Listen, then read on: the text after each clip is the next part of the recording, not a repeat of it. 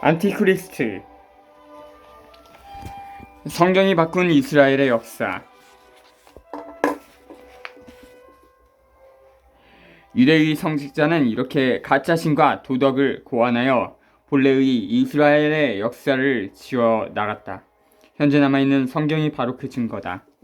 그들은 자기 민족의 전설과 역사적 사실에 상스러운 말을 퍼붓고 역사를 종교적으로 고쳤었다. 그러면서 여호와에 대한 죄와 벌 그리고 기도와 보상이라는 유치한 장치를 만들었다. 교회는 이런 터무니없는 역사를 수천 년 동안이나 가르쳐왔다. 그리고 그리하여 우리는 역사가 왜곡됐다는 사실조차 알아채지 못할 정도로 완전히 바보가 되었다. 무엇보다도 철학자들이 교회를 도왔다는 점이 가장 나쁘다. 도덕적 세계질서라는 엉터리는 현대 철학 속에 일관되게 흐르고 있는 주제다. 도덕적 세계질서란 말하자면 인간이 해야 할 일과 하지 말아야 할 일이 신의 뜻으로 결정된다는 것이다. 또 신을 따르느냐 그렇지 않느냐에 따라 민족이나 개인의 가치가 평가되고 민족이나 개인의 운명이 벌을 받기도 하고 구원을 받기도 한다는 것이다. 이건 말도 안 되는 억측이다. 성직자들이란 건강한 사람의 정신을 갉아먹고 사는 기생충이다. 그들은 자신들에게 편리한 대로 신을 이용했다. 예를 들면 자신들의 바람이 실현되는 사회를 신의 나라라고 불렀다. 그리고 그 신의 나라를 실현시키기 위한 수단을 신의 뜻이라고 불렀다. 성직자들은 민족, 시대, 개인 이런 모든 것을 자신들에게 도움이 됐는지 그 여부를 따져 평가한다. 이 때문에 그 위대했던 이스라엘이 망했다. 더욱이 유대 성직자들은 이스라엘 역사상 위대한 인물을 필요에 따라 끄집어내어 신을 믿지 않는 불쌍한 인간이라고 멋대로 단정하고 심판했다.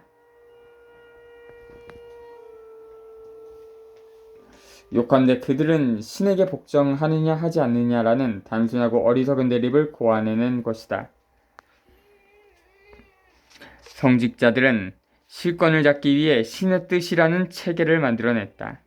그들은 신성한 책, 즉 성경을 제멋대로 만들어낸 후 그것을 자신들 손으로 발견했다. 그리고 정중히 공개했다. 그러면서 신의 뜻은 예전부터 있었고 모든 재난의 원인은 신성한 책을 존중하지 않았기 때문이라고 판단했다. 결국 성직자들은 자신들의 바람을 신의 뜻이라고 바꿔 말한 셈이다.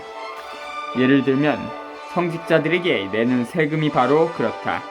그들은 아무리 적은 액수라도 꼼꼼히 청구하고 받은 세금으로 비프 스테이크를 먹는다. 유감스럽게도 성직자는 끝내 인생의 모든 일에서 필요불가결한 존재가 되고 말았다. 결혼, 출산, 병, 죽음 등 인생의 중요한 대목에서 성직자들은 이상한 의식을 거행하며 사람들에게 돈을 빼앗으려 한다. 이런 일은 누구나 한 번쯤 경험했으리라. 또 성직자들은 국가나 법원처럼 일반적으로 생각해봐도 가치 있는 것에 기생충처럼 딱 달라붙어 도덕적 세계질서라는 주술을 써서 무가치하게 만든다. 성직자는 자연의 가치를 인정하지 않을 뿐 아니라 그 신성함까지 빼앗는다. 그리고 그것을 영양분 삼아 수명을 연장한다. 이런 변변치 않은 인간들에게 복종하지 않으면 벌을 받는다고 하니 참 기가 찰 노릇이다. 이리하여 신에 대한 복종이 곧 성직자에 대한 복종이 되어 성직자만이 인간을 구원할 수 있다고 하는 억측이 완성되었다. 성직자와 같은 조직을 가진 사회에서는 죄가 반드시 필요하다. 그들은 죄를 이용하여 영향력을 행사하기 때문이다. 성직자가 죄를 이용하며 살기 위해서는 죄를 저지르는 자가 있어야 한다. 성직자들은 신은 회개하는 자를 용서한다고 하지만 이는 곧 자기에게 복종하면 용서해주겠다는 말과 같다. 예수는 단순한 아나키스트. 지금까지 서두한 거짓과 억측, 속임수로 그리스도교는 성립되었다. 그럼에도 불구하고 그리스도교 성직자의 말은 여전히 존중되고 있으며 지상에서 권력을 갖고 있던 모든 것들은 부정되고 있는 현실이다. 이것은 전대미문의 대사건이다. 성직자들은 교회를 조직하여 무엇인지 모를 환상의 세계를 고안해냈다. 여기서 주의해야 할 점은 예수는 유대교에 반발하지 않았다는 사실이다. 그는 유대교의 교회 또는 선한 자와 정의로운 자와 이스라엘의 성자, 사회를 분열시키는 정치에 반항했을 뿐이다.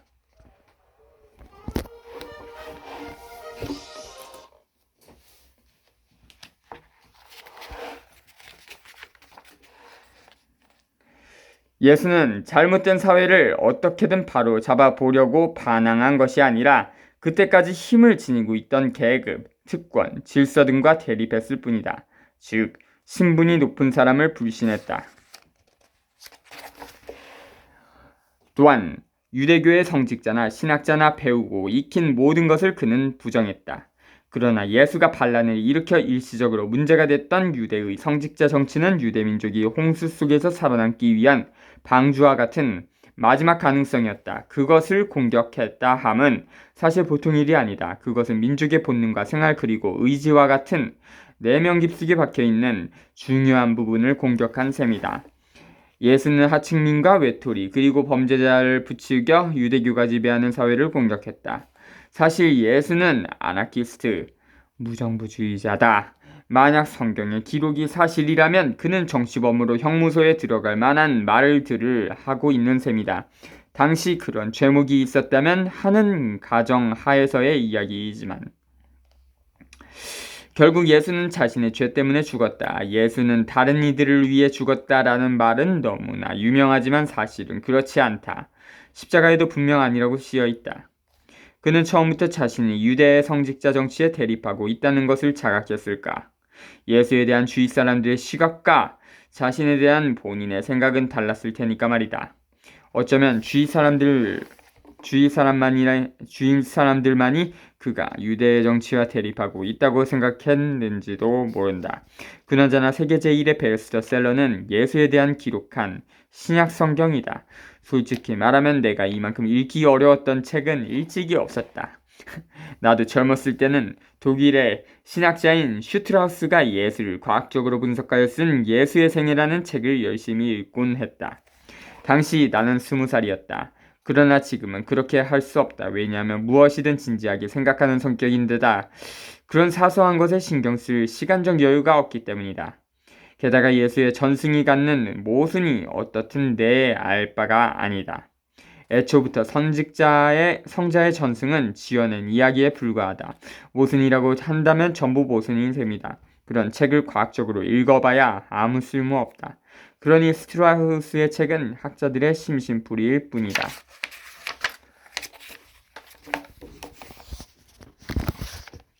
슈트라우스 1808부터 1874 독일의 철학자이자 신학자. 그는 예수의 생애에서 성경에 묘사된 기적의 사실성을 부정하고 그것을 신화로 자리매김시켰다. 그리고 참된 그리스도교는 예수 개인이 아니라 전류가 실현해야 한다고 주장했다. 결국 과학적인 치장 아래 새로운 옳것들을 확립한 셈이다.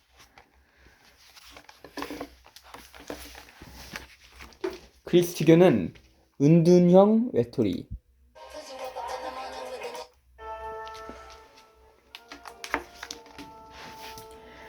내가 가장 흥미를 갖고 있는 부분은 예수는 정말 어떤 사람이었을까 하는 점이다. 예수의 진정한 모습은 세월이 지나고 여기에서 저기로 전달되는 과정에서 점차 부정확해지고 왜곡되었다. 신약 성경은 사기지만 예수를 연구할 때는 어느 정도 참고할 수밖에 없다. 그러나 문제는 예수가 무엇을 했는지, 무슨 말을 했는지, 어떻게 죽었는지가 아니라 예수가 어떤 유형의 인간이었으며 그것이 현재 전해지고 있는지의 여부이다. 한 가지 예를 들어보자. 프랑스의 종교서상가이자 작가인 르낭은 예수전은 정말 엉터리다. 그는 예수를 말할 때 영웅이니 천재라는 당치도 않은 단어를 갖다 붙였다. 영웅은 신약 성경과는 정반대의 개념이다.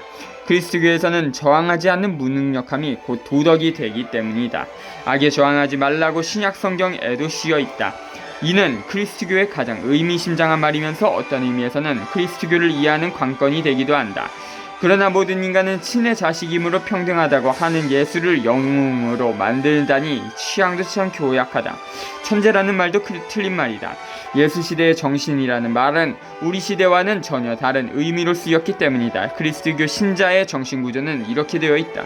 내면에 틀어박혀 모든 것을 신경질적으로 생각하면 불안과 공포가 밀려온다. 그 상태가 극에 달하면 현실을 증오하기 시작한다. 그리고 종잡을 수 없는 곳으로 도피하기 시작한다. 또한 규칙, 시간, 공과 분수, 제도 등 현실에 존재하는 모든 것에 반응하고 내적 세계, 참된 세계, 영혼의 세계에 안주하려 한다. 성경에는 신의 나라는 너희 안에 있다고 쓰여 있다. 현실에 대한 원망은 고뇌와 자극에 지나치게 민감해진 결과일 것이다. 그래서 아무하고도 접촉하지 않는다. 신경질적으로 고민하기 시작하면 대상으로부터 알 수 없는 반감을 가지며 자신의 적을 알게 되고 감정의 한계를 느끼게 되면서 이런 중요한 일들을 잃어버린다. 그것은 곧 자기의 본능이 이제 더 이상 저항할 수 없다고 느끼기 때문이라. 그리고 맨 마지막으로 그들은 현실 세계와 다른 사랑이라는 장소로 도피한다. 이는 고민이나 자극에 지나치게 민감해진 결과이다. 사실은 이것이 크리스토교의 구조적 장치다. 그리스도교는 일종의 병이지만 다르게 생각하면 그곳에서 쾌락주의가 발전했을 수도 있다. 내가 이렇게 말하면 여러분은 쾌락을 부정한 그리스도교와 쾌락주의는 정반대가 아닌가 라고 놀랄지도 모른다. 그러나 쾌락주의를 설파한 고대 그리스의 철학자 에피쿠로스는 사실 전형적인 데카당스이다. 나만의 생각이긴 하나 쾌락주의는 자그마한 고통에도 오들오들 떨며 두려워한다. 그러니 결국 그들의 문제도 사랑의 종교만이 해결책이다. 따라서 그리스도교와 쾌락주의는 같다. 르낭 1823부터 1892 프랑스의 사상가이자 종교사가 과학주의와 실존주의 입장에서 성격을 연구했다. 그 결과는 그리스도교 연사 전 7권에 정리되어 있다. 니체가 비판한 예수전은 이 책의 제1권 성경의 기술에 대해 문헌학적인 연구를 한 엉터리 책이다. 에피쿠로스 BC 341부터 BC 270 고대 그리스의 철학자 쾌락주의를 제청했다. 쾌락의 일반적인 의미와는 다른 육체적인 쾌락보다 정신적인 쾌락을 추구했다. 번잡한 현실로부터 해방되어 마음의 평정을 추구해야 한다고 주장하고 육체적인 고통이 없는 상태가 유일한 최고의 선이며 인간 삶의 목표라고 말했다. 어떻게 보면 불교랑도 에피쿠로스 학파는 통하는 면이 있어요. 왜냐면 고통을 벗어나기 위한다. 그게 주요한 철학인데 차이점은 에피쿠로스 학파는 쾌락을 그 방법으로 선택을 했고 불교에서는 쾌락이 없으면 고통도 없다. 그렇게 말하죠. 네.